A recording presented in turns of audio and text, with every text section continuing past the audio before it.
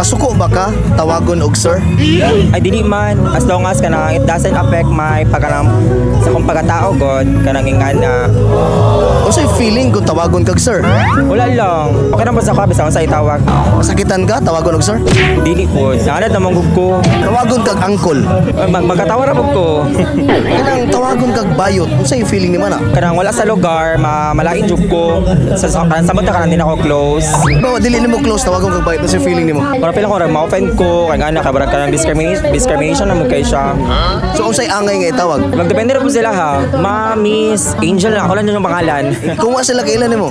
Ma, Miss. Unsay feeling kung tawagon kag ma'am? Gaan ka sa paminaw.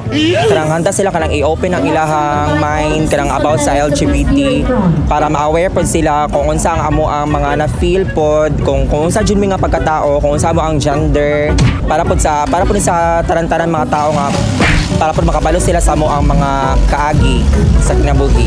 Hi sa mga friends dira, sa mga yesterday, sa mga butong, sa tarantaran pa sa family nako, sa kong boyfriend. Hi.